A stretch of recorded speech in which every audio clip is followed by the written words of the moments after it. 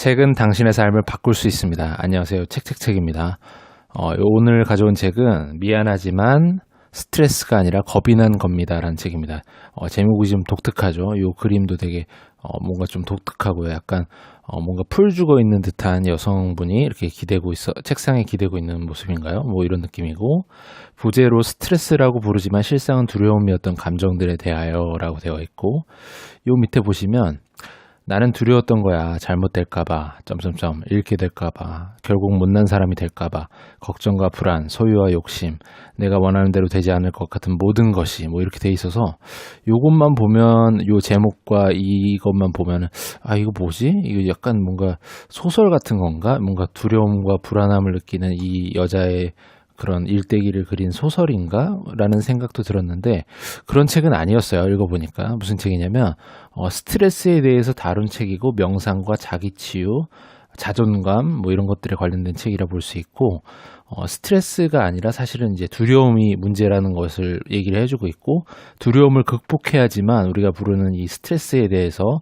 좀 더 스트레스를 극복할 수 있는 방책이 될 수 있다, 이 얘기를 해주고 있는 책입니다. 그래서 어떻게 보면 이 표지나 이런 내용들만 봤을 때는 약간 상투적인 그런 소설이 아닐까 싶기도 한데, 그런 책이 아니라 자기 개발, 명상, 자기 치유와 관련된 그런 책이었다는 거 좀 밝혀두고 싶고, 한번 보겠습니다. 저자는 베아타 코리오트라는 분이고, 파워 요가의 창시자인 브라이언 캐스트에게 명상 호흡 훈련을 받은 최초의 독일인이다. 그래서 명상과 관련돼서 뭐 파워 요가, 그리고 여러 가지 뭐 심리적인 부분, 평온과 이해한 상태, 이런 것들을 연구하고 실제 실천하고 고민하고 했던 데에서 굉장한 그런 많은 성과를 내셨던 그런 분이다라고 볼 수가 있고, 실제로 이 책은 여러 가지 인지 훈련이나 아니면 그런 명상이나 이런 자기 안에 그런 뭔가 무의식에 관련된 거를 연구하는 사람들한테 많이 도움이 되는 책이었다고 얘기를 하고 있어요. 그리고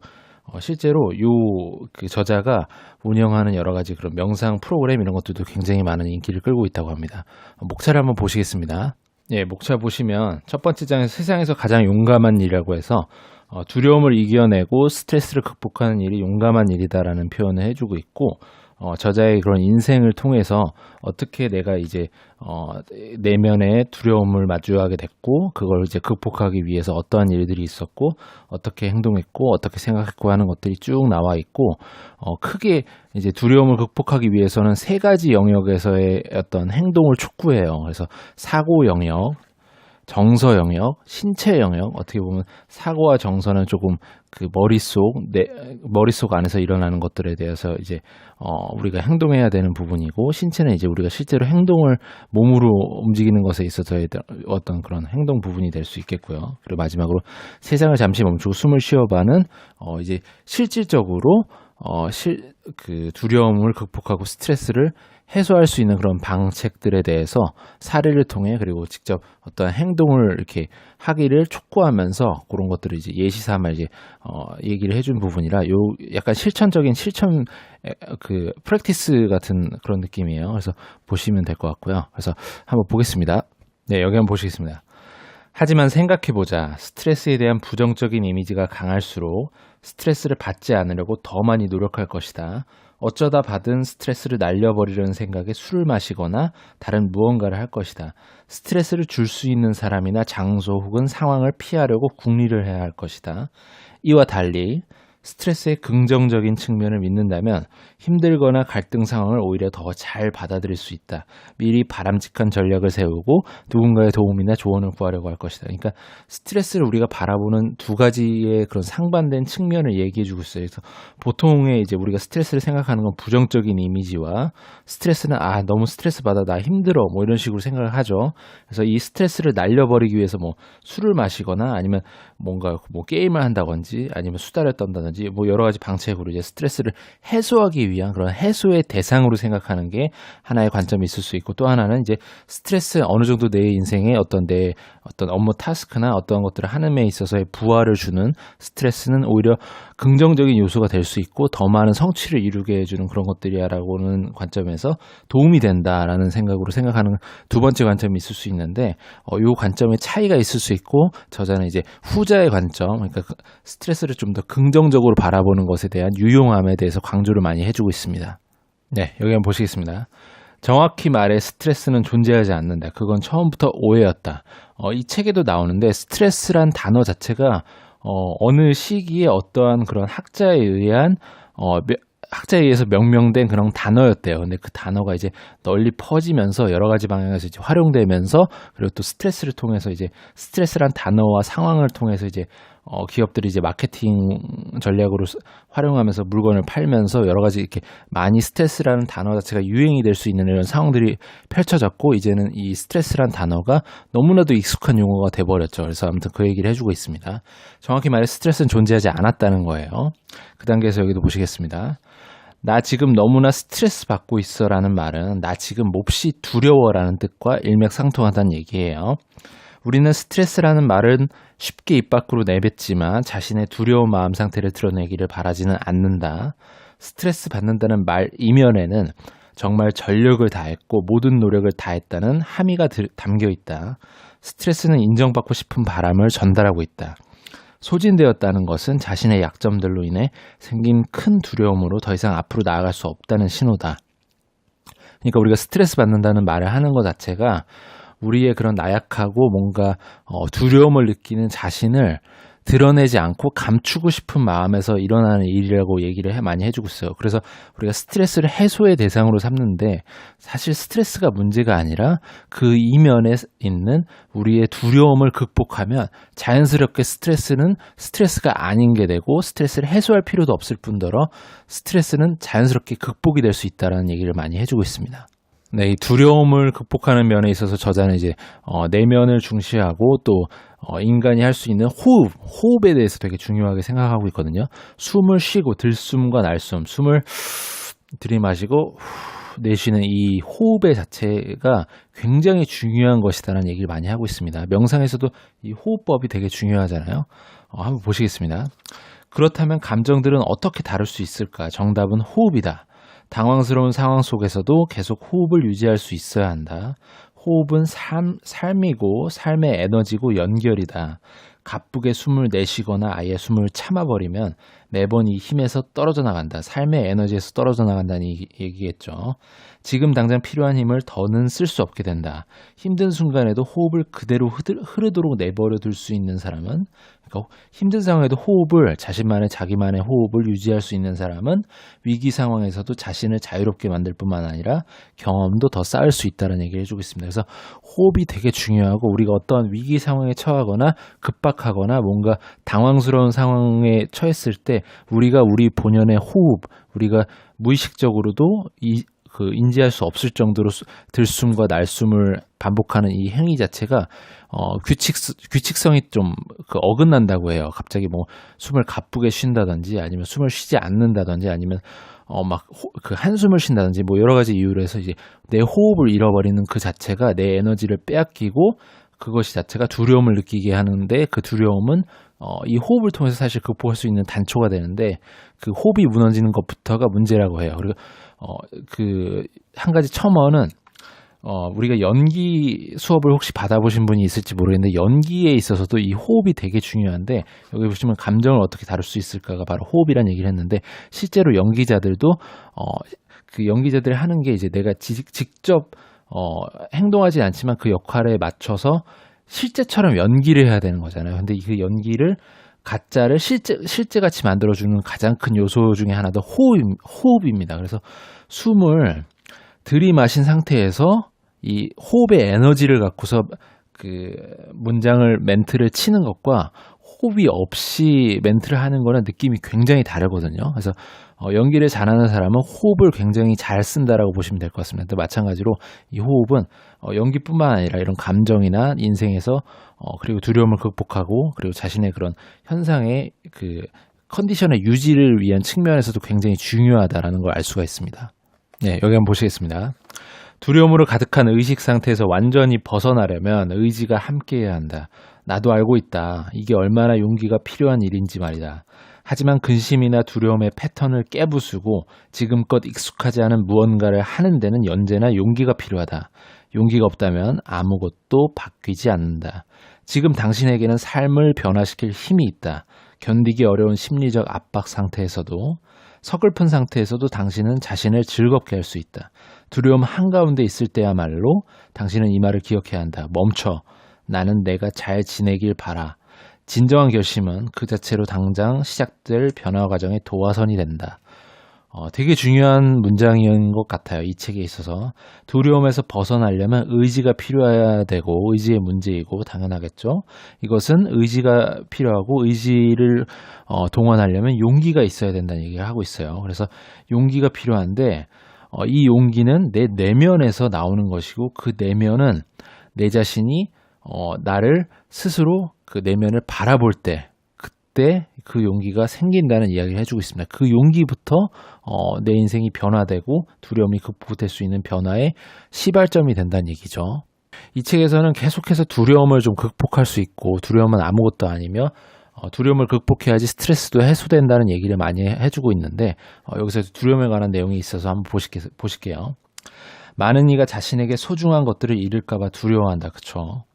대부분이 그렇게 걱정 속에서 살아간다. 사랑하는 이에게 버림받은 일이 있는가? 그런 경험이 있다면 당신은 그로부터 지속적인 사랑을 받기 위해 걱정 속에 살며 모든 걸 통제하려고 애썼을 것이다. 하지만 두려움에는 다음의 것들이 있다. 두려움에는 이런 종류가 있대요. 한번 보실게요. 버려질 것에 대한 두려움, 내가 사랑하는 사람이 죽을 것에 대한 두려움, 혼자가 될 것에 대한 두려움, 경제적 파탄, 사회적 하락, 노화, 질병, 관심을 받지 못할 것, 뒤에도 있어요. 통제하지 못할 것에 대한 두려움, 무언가를 잃을 것에 대한 두려움, 죽음에 대한 두려움, 뭐 이러한 두려움이 있다는 거죠. 하지만 여기 그 단계에서 보실게요. 어차피 당신이 막아내지 못할 일이다. 그렇죠? 내가 컨트롤할 수 없는 영역의 것들이죠. 그런데도 그렇게 애를 쓰는 것뿐이야. 그러니까 이러한 모든 두려움을 사실은 내가 일어나지 않는 것이 대부분임에도 불구하고 이걸 신경 쓰면서 내 머릿속에서 이제 상상하면서 이걸 크게 생각하고 반복해서 생각하면서 계속해서 그걸 신경 쓰면서 두려움에 떨면서 무서워하면서 거기에 대해서 스트레스를 받고 내 자신을 점점 더 힘들게 만들어 간다는 거죠. 그 단계에서 이쪽도 보실게요. 삶 속에서 당신이 통제할 수 있는 건 그리 많지 않다. 이 많은 두려움들을 사실 통제할 수 있는 부분이 아니죠. 그럼에도 불구하고 우리는 두려움을 느끼고 있고요. 그럼에도 당신은 이 두려움들을 당신의 삶에서 끄집어내서는 완전히 끔찍한 영화 속에 넣어버린다. 그러니까 내 맘대로 그걸 생각해서 두려움을 떨게 만든다는 거예요.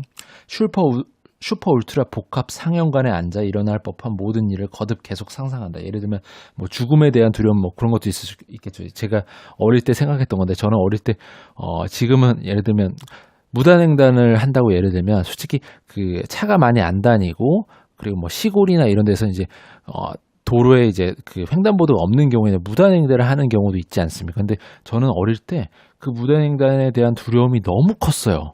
무단횡단을 하다가 차가 갑자기 다가오면 내가 죽을 수도 있는 거 아니야? 뭐 이런 생각에 막 굉장히 뭔가 어릴 때 뭔가를 봤었나 봐요. 그래서 뭐 어떤 일인지 모르겠는데 그거에 대한 약간 트라우마처럼 굉장히 이걸 고민을 했었어요. 이거 이렇게 무단횡단을 하는 것도 되게 무서워했고 무단횡단을 하는 사람을 보는 것도 굉장히 무서워했던 그런 어릴 적의 기억이 있는데 뭐 마치 그런 것들이죠. 그리고 뭐 예를 들면 무언가를 잃을 것에 대한 두려움. 예를 들면 예를 들면 승진을 예를 들면 내가 어느 시점에서 이제 승진을 하는 연수가 됐는데 내가 그걸 못할까봐 굉장히 두려워하고 막 그런 것이 있을 수도 있겠죠. 그러니까 일어나지 않은 많은 것들을 우리가 굉장히 두려워하면서 그거에 관해서 스트레스를 받고 있다는 거죠. 자연히 현실의 삶에서는 전혀 관여하지 못하게 된다. 그러니까 이런 것들에만 신경을 쓰게 되면 나의 집중력이 예를 들어 100이면 일어나지도 못할 것들에 대한 두려움을 느끼면서 거기에 스트레스를 받으면 그거에 집중력이 분산돼서 실제로 내가 신경 써야 될 많은 현실의 당면 과제와 중요한 모든 것들을 더 많이 집중할 수 있는 그런 정력을 뺏긴다는 얘기를 하고 있어요. 당신은 어차피 통제하지 못할 것들을 통제하겠다고 발버둥 치게 된다. 그렇다는 거죠. 그러니까 우리가 통제하지 못할 것들, 통제하지 못할 두려움들은 그냥 내 내면 속에서 그냥 그걸 스스로 인지하면서 그냥 날려버리고 내 안의 것들을 내가 신경 쓸 수 있는 것, 내가 바꿀 수 있는 것, 내가 집중해야 되는 것. 정말 급하진 않지만 정말 중요한 그런 일들에 대한 우선순위를 정해서 거기에 집중을 해야 된다는 거죠. 정말 중요한 부분입니다. 네, 여기 한번 보시겠습니다. 다른 사람들에게 다가가 도움을 주고받는 경험을 자주 할수록 당신의 한계는 한층 더 넓어져 간다. 심지어 재미있으며 성공적인 일들로 가득 찰 것이다. 오직 당신만이 성장시킬 수 있는 것들, 이 세상의 돈으로는 절대 살 수 없는 것들, 누구도 빼앗아 갈 수 없는 것을 키워나가는 것이다. 바로 자신감과 신뢰감, 남들과 함께하는 그런 사회성을 키우고 함께 나가면 자신감과 신뢰감이 쌓아진다는 그런 얘기를 하고 있어요. 두려움은 나쁜 것, 뭔가 좋지 않은 일이 일어날 것에 대한 믿음에서 기인한다. 반면 신뢰는 인간의 삶과 좋은 것에 대한 믿음을 가져다 준다. 그렇겠죠. 혼자인 사람은 없다. 인간은 사회적 동물이고 우리는 서로를 필요로 한다. 다른 사람에 대한 신뢰는 자신감에서 비롯된다. 내 내면의 자신감이 타인을 신뢰할 수 있게 되는 그런 바탕이 된다는 이야기를 해주고 있죠.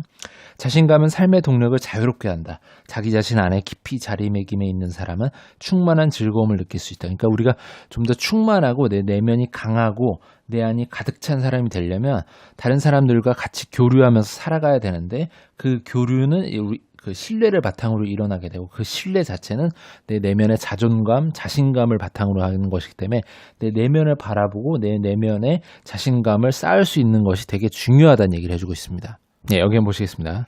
조현병을 앓는 오빠를 둔 질 볼테 테일러는 자신의 오빠가 일반적으로 다른 사람들이 받아들이는 현실을 인지하지 못하는 이유를 이해하고 싶었다. 그녀는 그 일을 자신의 소임으로 여겼다. 뇌 연구가가 된 거예요.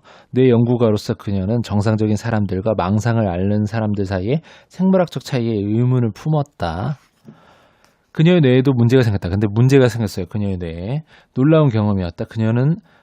그녀의 뇌에 좌방구 혈관이 터졌고 뇌졸중이 일어났어요. 그 일로 한순간 좌방구의 일부가 작동하지 않을 때 어떤 일이 벌어지는지 본인의 몸을 통해 직접 관찰할 수 있게 됐다. 제가 이 책 읽고 되게 놀란 게 이 바로 앞전에 제가 읽은 책으로 리뷰를 했던 게 나는 내가 죽었다고 생각했습니다라는 이 질 볼테 테일러 뇌과학자가 이제 뇌졸중에 걸려서 그 자신만의 뇌가 무너져 내리는 경험을 이제 담담히 써내려가면서 그 뇌에 대해서 이렇게 밝혀준 그런 책인데 이 책을 리뷰를 말씀을 드렸었는데 이 책에서도 그 대목이 나와요. 똑같이 질 볼테 테일러의 이런 사례를 들어서 이렇게 얘기를 해주고 있죠. 그래서 굉장히 놀라서 뭔가 제가 이거를 연관이 있다는 거를 뭔가 그 알고서 이렇게 순서대로 배치한 것이 아닌데도 불구하고 이렇게 뭔가 맞아떨어진 건 되게 신선한 경험이긴 해서 이렇게 말씀을 좀 드려봤어요. 그래서 그 단계에서 한번 보실게요. 그녀는 이 두 개의 뇌를 서로 다른 인격이라고 표현했다. 그러니까 무슨 얘기냐면 질 볼테 테일러가 이제 좌뇌에 뇌졸중이 걸려서 좌뇌에 문제가 생겨서 우뇌로만 뭔가를 하게 되는 상황이 펼쳐져서 그거에 대한 경험이 자신의 통해서 이제 굉장히 좀 새로웠고 놀라웠다는 얘기를 해주고 있어요. 우방구는 여기 그리고 지금에 관심이 있다. 우측뇌, 우뇌를 얘기를 해주고 있는 거죠. 그저 이 순간만이 중요하다. 그리고 오직 이 순간의 행복을 경험한다. 우뇌가 그렇다는 거예요. 다른 사람이 어떨지 공감하고 이해하는 능력은 우방구에서 일어난다. 그에 반해 좌방구에 대한 얘기도 해주고 있어요. 좌방구는 우방구와 매우 다르게 작동된다. 좌방구는 그 순간을 잡아내고 시간 순서를 배열한다. 되게 논리적으로 움직여요. 우뇌가 좀 감각적이고 서정적이고 뭔가 그런 지금 여기에 관심이 있으면서 공감하고 이해하는 정서적인 그 강점이 있다면 좌뇌는 매우 논리적이고 연역적이고 시간적으로 이제 생각을 한다는 거죠. 과거, 현재 그리고 미래의 관념을 형성한다. 연역적 사고를 통해 자신과 세계에 대한 시작을 만들어낸다. 그 단계에서 여기도 보실게요. 양쪽의 뇌방구는 함께 완벽한 환상을 만들어낸다. 그리고 우리는 이를 현실이라 말한다. 그러니까 질 볼테 테일러가 깨달은 것이 자기가 그 좌뇌가 망가지고 나서 우뇌로만 생각했을 때 무언가 좀 색다르고 다른 식의 그 과거에 자신이 해오지 않았던 식의 판단과 생각들을 할 수 있었다는 거죠. 우뇌를 통해서. 그런데 이제 좌뇌가 좀 더 회복되면서 다시금 이제 좌뇌를 쓰게 되면서 예전의 나의 모습대로 회복이 되어 가면서 내가 믿었던 이 현실, 내가 인지하는 이런 감각들, 뭐 내가 걸어 다니는 감각, 음식을 씹는 감각, 뭐 생각하는 감각, 어디를 쳐다보면 이게 어떤 색깔인지, 뭐 이런 모든 것들이, 이런 현실이라고 믿는 것들이 좌뇌가 망가지니까 그게 제대로 인지되지 않았음에도 불구하고 이게 회복되니까 다시 지금 이 현실이 완벽하게 지금 다시 돌아오고 있잖아요. 근데 그걸 통해서 이 양쪽의 뇌가 컴플렉스하게 막 돌아가면서 서로 연결되면서 시냅스를 통해서 이렇게 움직이면서 생각을 하게 되면서 이 현실이라는 것이 우리가 믿고 있는 현실이 어떻게 보면 뇌의 상호작용이다라는 것을 완벽하게 파악을 했어요. 그래서 우리가 우리의 뇌를 활용해서 우리가 생각하는 이 현실 자체를 바꿀 수도 있다. 그러니까 무슨 말이냐면 우리가 생각하는 이 현실을 우리가 좀 더 유리하게 인생을 살 수 있는 관점으로 바꿀 수 있도록 좀 개발해 나갈 수 있지 않을까라는 얘기를 많이 해주고 있습니다. 네, 그래서 질버트 테일러는 이게 우리가 좌뇌와 우뇌의 그런 사용이나 어떠한 그런 좌뇌와 우뇌의 특성을 알고서 그걸 통해서 우리가 인지하는 현실에 대해서 좀 더 어떠한 식으로 우리가 그 현실을 인지하는지를 파악해서 내 안의 내면이 더 강하고 내가 좀 더 성공적인 삶을 살 수 있도록 좀 더 훈련을 해볼 수 있다는 얘기를 많이 해주고 있는 거예요. 마지막으로 이 부분을 보시고서 정리를 한번 해보겠습니다. 눈을 감고 조용히 당신의 호흡에 귀를 기울여보자. 당신의 삶의 에너지가 당신의 안에서 흘러다니는 것을 허용하자. 당신이 이 모든 것 안에서 더 온전하길 바란다. 본성과 더불어 삶과 조화를 이루길 바란다. 당신의 주의 집중이 이미 사랑이다. 현재 당신의 주의를 어떤 장소나 사람, 호흡과 삶에 전적으로 기울이는 것. 그저 거침없이 사랑해보라. 당신의 모든 것을. 약간 이 내용은 이제 명상이나 자기 내면을 들여다보는 그런 관점에서 쓰여지고 있죠. 매일 웃어보자. 당신은 자신의 마음속 깊은 진실을 믿어보자. 길은 늘 있다. 이런 식으로 해서 마무리해주고 있고 이 책은 그래서 자신의 내면에 대한 두려움을 극복하고 그걸 극복하고 두려움이 아닌 게 되도록 현실 인식을 하다 보면 더 이상 스트레스는 더 이상 스트레스로 불릴 수 없는 것이 된다는 얘기를 많이 해주고 있고 그거에 대해서 이제 마인드 시프트라고 해서 그 내 마음을 변화시킬 수 있는 이런 많은 그런 어떤 재현들 혹은 방법들을 소개를 많이 해주고 있어요. 실제 막 호흡법이나 훈련법이나 운동법이나 이런 것들도 보여주고 있고 그래서 이 책은 내가 실제적으로 뭔가 두려움을 느끼고 스트레스를 많이 받고 심신이 좀 미약하고 뭔가 내가 이런 그 두려움과 자존감이 낮아서 이걸 좀 더 케어해서 나 자신을 좀 강하게 만들고 싶은 분한테 좀 도움이 많이 될 만한 책입니다. 그래서 이 책을 잘 요약해 놓은 게 바로 이 부분인 것 같거든요. 한번 보시겠습니다. 두려움이 많은 사람일수록 스트레스에 특히 심하게 반응한다. 반면 두려움이 적은 사람은 스트레스에서 보다 자유롭다. 두려움을 없앤다는 게 불가능할 것 같지만 사실은 아직 우리가 두려움의 출구를 찾지 못했을 뿐이다. 그러니까 두려움의 출구를 내 내면에서 발견해서 찾아야 된다는 얘기를 하고 있는 거예요. 그래서 이 책은 이 정도로 마무리 한번 해보겠습니다. 보시고서 도움이 되셨다면 구독과 좋아요 눌러주시기 바랍니다. 이 채널을 유지하는 힘입니다. 오늘은 여기까지 하겠습니다. 감사합니다.